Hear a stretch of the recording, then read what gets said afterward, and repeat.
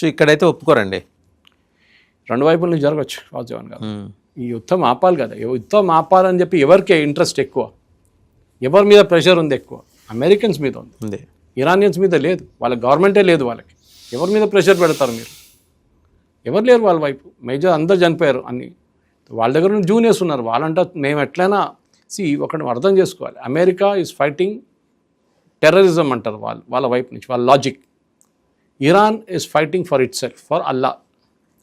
It's a religious war. మీరు అర్థం చేసుకోండి. వాళ్ళు they are not fighting for వాళ్ళ country, they are fighting a religious war. Religion కోసం పోరాడుతున్నారు.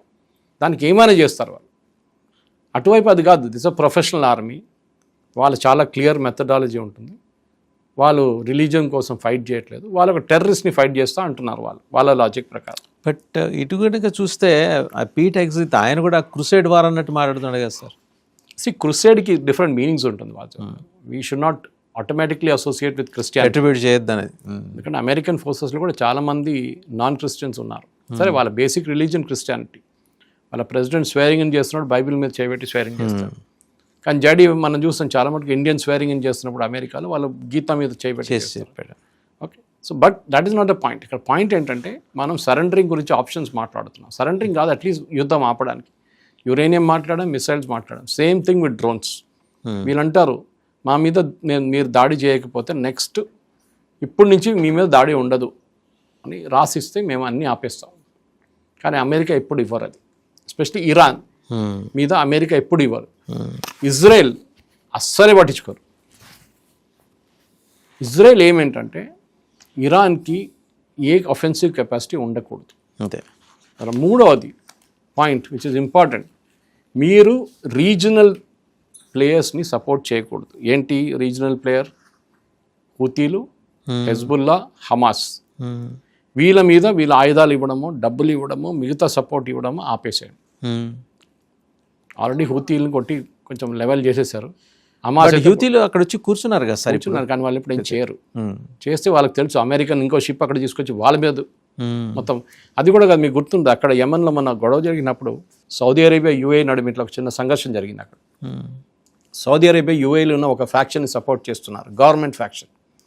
యూఏ ఏమో ఇంకో ఫ్యాక్షన్, సదర్న్ అలయన్స్ ఒకటి ఉంది, వాళ్ళని సపోర్ట్ చేస్తున్నారు. ఇటు పక్కన కూర్చున్న వాళ్ళు హూతీలు, వాళ్ళ సపోర్ట్ ఇరాన్ నుంచి వస్తుంది. అక్కడ ఆల్రెడీ సౌదీ అరేబియా ఉన్నారు, యూఏఈ లేరు, కానీ వాళ్ళు సపోర్ట్ చేస్తున్న ఫోర్స్ ఉన్నారు. వీళ్ళిద్దరు కలిసి హూతీల మీద కొడతారు. ఇటువైపు నుంచి అమెరికా కొడతారు. హూతీలకు తెలిసి ఇది వాళ్ళ ఎండ్ గేమ్ కూడా అయిపోతుంది. ఎందుకంటే వాళ్ళకి ఇంకా ఆయుధాలు ఇరాన్ నుంచి తెచ్చుకొని ప్రసక్తే లేదు. They cannot get it. Okay, అది యూఎస్ చూస్తున్నారు, సౌదీ అరేబియా చూస్తున్నారు. దీనికన్నా ముందు సౌదీ అరేబియా ఒక యుద్ధం చేశారంటే ఎస్, అది హూతీల వ్యతిరేకంగా. సౌదీ అరేబియా వాళ్ళ ఎయిర్క్రాఫ్ట్ ఎవరికి వ్యతిరేకంగా వాడుకోలేదు, హూతీలు మీద బాంబులు వేయడానికి వాడుకున్నారు. సో ఈ పరిస్థితుల్లో ఇప్పుడున్న దాంట్లో ప్రెసిడెంట్ ట్రంప్కి నెక్స్ట్ 48 అవర్స్లో ఒక కాల్ తీసుకోవాల్సి వస్తుంది. Are we going for ground invasion or not? లేకుంటే సింప్లీ యుద్ధం అంతా బంద్ చేసి, పుస్తకాలను బంద్ చేసి వెళ్ళిపోవాలి ఆయన. మళ్ళీ వీళ్ళని ఎందుకు తెచ్చుకున్నారు? మళ్ళీ టాక్కో అంటారు అమెరికాలో. ట్రంప్ ఆల్వేస్ చికెన్స్ అవుట్, అంటే ట్రంప్ ఎప్పుడు చూసినా సరెండర్ అయిపోతాడు.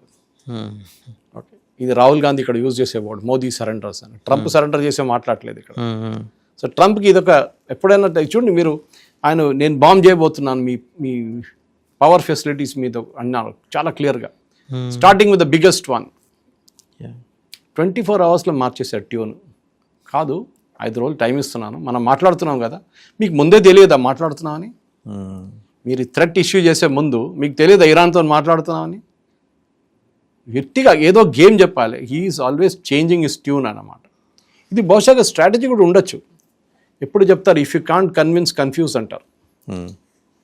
బహుశా ట్రంప్ అది చేస్తున్నాడేమో, అది కూడా సైకలాజికల్ ఉండొచ్చు. అది కూడా మనం డిస్కస్ చేయలేము. ఇప్పుడు ట్రంప్ లాంగ్వేజ్ అనలైజ్ చేస్తున్న ఎక్స్పర్ట్స్ ఏమంటున్నారంటే, సైకాలజిస్ట్, ఆయన ఒక కన్ఫ్యూజ్ మనిషి. ఆయనకు అర్థం కావట్లేదు దీని నుంచి బయట ఎట్లా పడాలని ఆయన అర్థం కావట్లేదు. పాసిబ్లీ ఆయన కెరియర్లో అన్నిటికంటే పెద్ద ఒక బ్లండర్ ఇది. ఈ బ్లండర్ నుంచి బయటపడాలి ఎట్లా అని ఆయనకు అర్థం కావట్లేదు.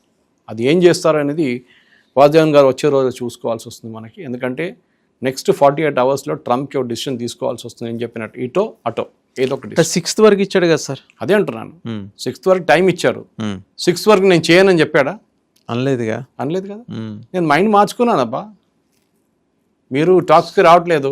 పాకిస్తాన్లో ఎవడొచ్చి మన అసీం మునీర్ కూర్చున్నాడు, ఇంకా షబాజ్ షరీఫ్ కూర్చున్నాడు, వాళ్ళు ఎవరు సీరియస్గా పట్టించుకోవట్లేదు. ఏం చేయమంటావు ఇప్పుడు? నేను నీ మీద బాంబేస్తున్నా, లేకుంటే ఎక్స్పెడిషనరీ ఫోర్స్ని పంపిస్తున్నా, 82nd ఎయిర్బోర్న్ స్క్వాడ్రన్ని పంపిస్తున్నా. నేను అంత 10-20 మందిని పంపిస్తాను. 20,000 మందిని పెట్టి నేను యుద్ధం గెలవబోతున్నాను.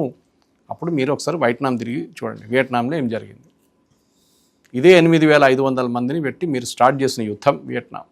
లాస్ట్ 150,000 మంది వచ్చారు, అప్పుడు ఓడిపోయారు. ముందు చెప్పాను మీకు ఇది. అవునవును. This should not be forgotten. History repeats it self అంటారు. ఇదే నడుస్తుంది ఇప్పుడు కూడా. అండ్ ఈ యుద్ధం కూడా బహుశా ఇంకా కంటిన్యూ అయితే ఇది ఇలా. అండ్ ఇరాన్ ఓడిపోతారు, దాని డౌట్ లేదు. ఓడిపోవడం అంటే అట్లీస్ట్ వాళ్ళ డిగ్రేడ్ అయిపోతారు వాళ్ళు కంప్లీట్గా. వాళ్ళ దగ్గర ఏమి ఉండదు. కానీ వాళ్ళు చేస్తారు, వాళ్ళు లాస్ట్ మనిషి దాకా పోరాడతారు వాళ్ళు.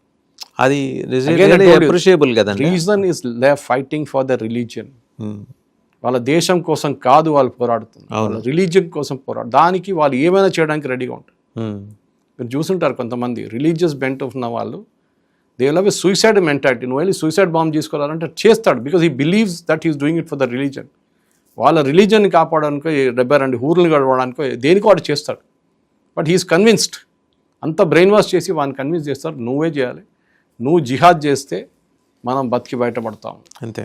That is what Israel wanted to stop. ఇది ఆపడానికి ఇజ్రాయెల్ ట్రై చేశారు.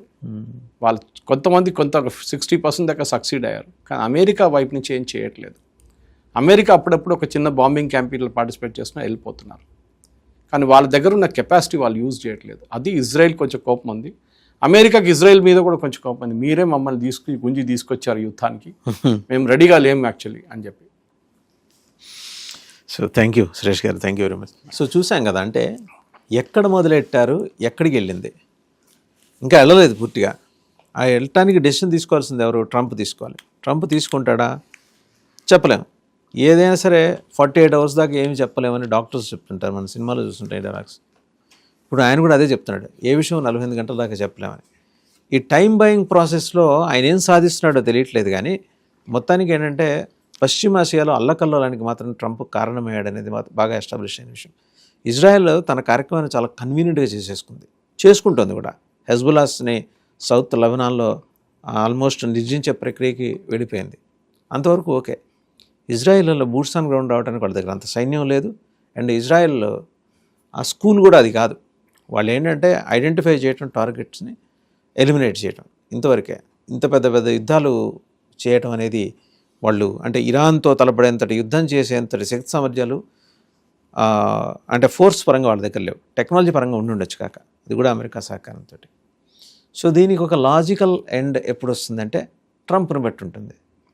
ట్రంప్ ఎలా ఉంటాడంటే అది అన్ప్రెడిక్టబుల్. ఇది సురేష్ గారు చెప్తున్నది.